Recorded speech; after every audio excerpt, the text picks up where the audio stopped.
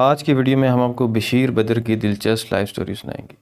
بشیر صاحب کا تعلق کس خاندان سے تھا، ان کے والدین کے بارے میں بھی آپ کو بتائیں گے کہ وہ کیا کرتے تھے، ان کے کتنے بہن بھائی تھے، ابتدائی زندگی کہاں کیسے گزری، یہ کتنے پڑھے لکھے ہیں، 2 شادیاں کیوں کی، کتنی اولاد ہوئی۔ کیا آپ جانتے ہیں کہ بشیر بدر کے بیٹے نے شاہ رخ کی دیوداس فلم کے گانے لکھے تھے؟ ہم آپ کو اس بیٹے کے بارے میں بھی تفصیل سے بتائیں گے۔ آخری وقت کس قسم پرسی میں گزرا، وفات کیسے ہوئی، دفنایا کہاں گیا۔ ان کی زندگی کا دلچسپ واقعہ بھی آپ کو سنائیں گے جب ان کی اندرا گاندھی سے ملاقات ہوئی۔ آج کی ویڈیو پوری دیکھیے گا کیونکہ یہ بہت دلچسپ ہونے جا رہی ہے۔ چلتے ہیں ویڈیو کی طرف۔ خاندان۔ بشیر بدر کا خاندان سادات برادری سے تعلق رکھتا ہے۔ ان کے والد سید محمد نذیر پولیس محکمے میں اسسٹنٹ اکاؤنٹنٹ تھے۔ ان کی والدہ عالیہ بیگم تھی۔ ایک دلچسپ واقعہ مشہور ہے کہ ایک بار عالیہ بیگم 6 مہینے کے بڑے بیٹے کو لے کر ٹرین میں سفر کر رہی تھی۔ ٹرین میں ایک ولی کامل ملے۔ انہوں نے کہا، بیٹا یہ بچہ مجھے دے دو، میں اسے بیٹا بنا کر جان سے زیادہ پیار کروں گا۔ عالیہ بیگم نے انکار کر دیا۔ ولی نے فرمایا، اگر اللہ اسے واپس لے لے تو کیا کرو گی؟ انہوں نے کہا، شکرانے کی نماز پڑھوں گی۔ کچھ وقت کے بعد بچہ فوت ہو گیا۔ بشیر بدر صاحب اپنے والد سید محمد نذیر کے چوتھے بیٹے تھے، یعنی ان سے 3 بڑے بھائی تھے۔ خاندان میں بہنوں کا واضح ذکر نہیں ملتا۔ ایک بڑا بھائی تھا جس کا بچپن میں انتقال ہوا، واقعہ ابھی آپ کو اوپر سنایا ہے۔ ایک اور بھائی بچپن میں ہی نمونیا کی وجہ سے انتقال کر گیا۔ اس کے بعد ہی والد صاحب محمد نذیر بشیر بدر کی لمبی عمر کے لیے دعا کرانے فتح پور گئے تھے۔ ابتدائی زندگی۔ بشیر بدر کا اصل نام سید محمد بشیر تھا۔ وہ 15 فروری 1935 کو پیدا ہوئے۔ بدر صاحب کا تعلق اتر پردیش کے ضلع فیض آباد کے ایک چھوٹے سے گاؤں بکیا سے تھا۔ والد سید محمد نذیر پولیس میں اسسٹنٹ اکاؤنٹنٹ تھے، اس لیے تبادلے کی وجہ سے بچپن کانپور اور اٹاوہ میں گزرا۔ مشہور ہے کہ یہ حافظ قرآن بھی تھے۔ ابتدائی تعلیم کانپور میں حاصل کی۔ 7ویں جماعت میں ہی ان کی پہلی غزل نیاز فتح پوری کے مشہور رسالہ نگار میں چھپی۔ 1959 میں والد کی وفات ہوئی۔ تعلیم روک کر پولیس میں 85 روپے ماہانہ پر نوکری شروع کی۔ بھائیوں کی تعلیم کا حج اٹھایا، گھر چلایا۔ اس عرصے میں بھی شاعری کا شوق جاری رہا۔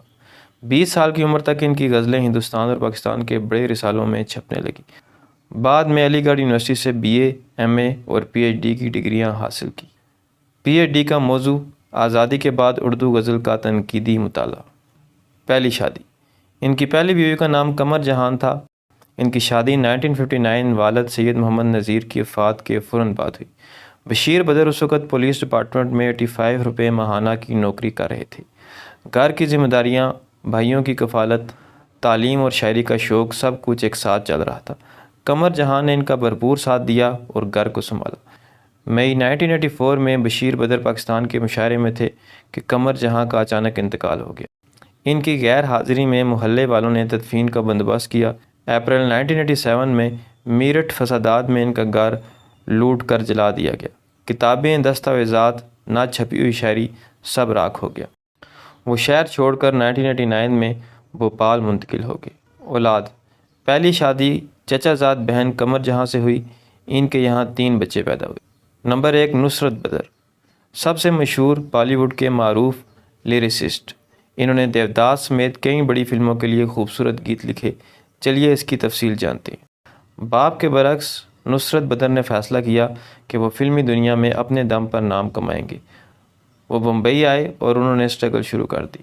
2002 میں بالی ووڈ کے سب سے بڑے ڈائریکٹر سنجے لیلا بنسالی اپنی میگا بجٹ فلم دیوداس بنا رہے تھے۔ اس فلم کے میوزک کے لیے انہیں ایک ایسے لیریسسٹ کی تلاش تھی جو کلاسک اور کمرشل کا بہترین مکسچر دے سکے۔ یہاں ان کی ملاقات نصرت بدر سے ہوئی۔ نصرت بدر نے اس فلم کے لیے ایسے گانے لکھے جو تاریخ کا حصہ بن گئے۔ ایشوریا اور مادھوری پر فلمایا گیا گانا ڈولا رے ڈولا، شاہ رخ خان کا آئیکونک سانگ ہمیشہ تم کو چاہا، اس کے علاوہ سلسلے یہ چاہت کے اور بیری پیا، ان تمام گانوں کے بول نصرت بدر نے لکھے تھے۔ اس البم نے اس سال کے تمام میوزک ایوارڈز اپنے نام کیے اور نصرت بدر کو راتوں رات بالی ووڈ کا ٹاپ لیریسسٹ بنا دیا۔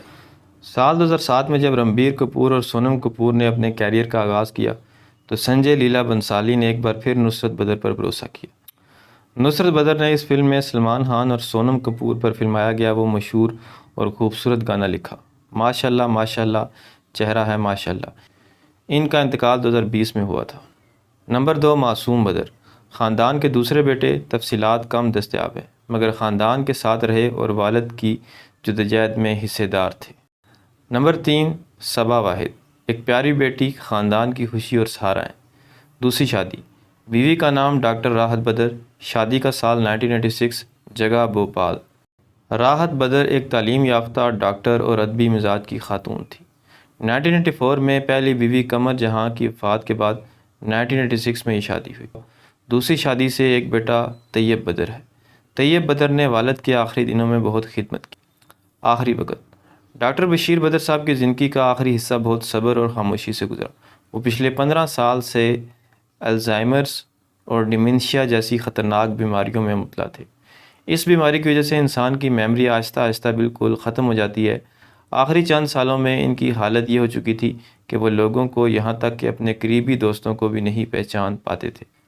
لیکن محبت کا یہ عالم تھا کہ جب ان کی بیگم ان کو ان کے اپنے ہی پرانے اشعار سناتی تھی تو ان کے چہرے پر ایک ہلکی سی مسکراہٹ آ جاتی تھی۔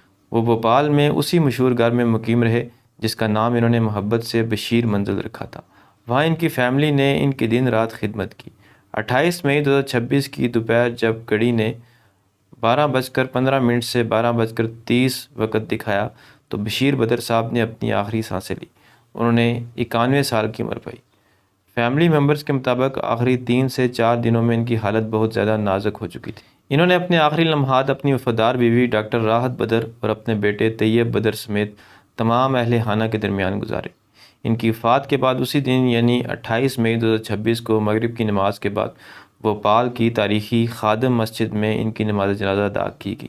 نماز جنازے کے بعد انہیں بھوپال کے مشہور بڑا باغ قبرستان میں سپرد خاک کر دیا گیا۔ دلچسپ واقعات۔ یہ واقعہ 1970 کے آخری برسوں کا ہے جب اندرا گاندھی انڈیا کی وزیر اعظم تھی اور دوسری طرف ڈاکٹر بشیر بدر کی مقبولیت اپنے عروج پر تھی۔ دہلی کے ایک بہت بڑے سرکاری ہال میں ایک نیشنل لیول کا مشاعرہ چل رہا تھا جہاں ملک بھر سے چیدہ شعراء اور ہائی پروفائل سیاستدان موجود تھے۔ وزیر اعظم کی آمد کی وجہ سے سیکیورٹی کے اتنے سخت انتظامات تھے کہ پرندہ بھی پر نہیں مار سکتا تھا۔ جیسے ہی اندرا گاندھی ہال میں داخل ہوئی، پورا ہال ان کے استقبال کے لیے کھڑا ہو گیا۔ سیکیورٹی کمانڈوز نے اسٹیج اور فرنٹ رو کو اپنے گھیرے میں لے لیا۔ سب کو لگ رہا تھا کہ وزیر اعظم آئیں گی، اپنی مخصوص سیٹ پر بیٹھیں گی اور رسمی طور پر مشاعرہ سنیں گی۔ لیکن اس دن کچھ اور ہی ہونے والا تھا۔ اندرا گاندھی جیسے ہی اسٹیج کے قریب پہنچی، ان کی نظر وہاں بیٹھے نوجوان اور پرکشش شاعر بشیر بدر پر پڑی۔ اپنے سیکیورٹی انچارج اور پروٹوکول آفیسرز کو حیران کرتے ہوئے اندرا گاندھی اچانک اپنی طے شدہ سیٹ کی طرف جانے کے بجائے سیدھی اسٹیج پر شعراء کی صف کی طرف بڑھ گئی۔ سیکیورٹی الرٹ ہو گئی، لیکن انہوں نے ہاتھ کے اشارے سے سب کو پیچھے رہنے کا کہا۔ وہ سیدھی بشیر بدر کے سامنے جا کر رک گئی۔ بشیر بدر صاحب ادب سے کھڑے ہوئے تو اندرا گاندھی کے چہرے پر ایک بڑی مسکراہٹ آئی۔ انہوں نے خود آگے بڑھ کر بشیر بدر سے ہاتھ ملایا اور کہا کہ میں کافی عرصے سے آپ کو لائیو سننا چاہتی تھی۔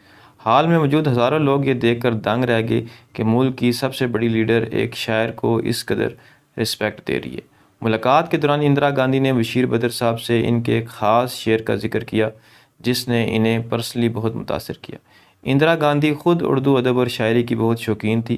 انہوں نے بشیر بدر صاحب کو بتایا کہ ان کی غزلوں کی سادگی اور عام فہم زبان ان کے دل کو چھوتی ہے۔ انہوں نے بشیر بدر کی اس شعر کی خاص تعریف کی جو ان دنوں زبان زد عام تھا۔ کوئی ہاتھ بھی نہ ملائے گا جو گلے ملو گے تپاک سے، یہ نئے مزاج کا شعر ہے، ذرا فاصلے سے ملا کرو۔ اندرا گاندھی نے مسکرا کر کہا کہ سیاست کی دنیا میں یہ شعر مجھ پر بالکل فٹ بیٹھتا ہے، جہاں ہمیں بہت سے لوگوں سے فاصلہ رکھنا پڑتا ہے۔ دوستو، آپ کو بشیر بدر صاحب کا کون سا شعر سب سے زیادہ پسند ہے؟ نیچے کمنٹ میں ہمیں ضرور بتائیے گا۔ اس ویڈیو کو لائک کریں، اپنے دوستوں کے ساتھ شیئر کریں اور ایسی ہی بہترین تاریخی ویڈیوز کے لیے چینل کو سبسکرائب کرنا مت بھولیے۔ ملتے ہیں اگلی ویڈیو میں۔ اللہ حافظ۔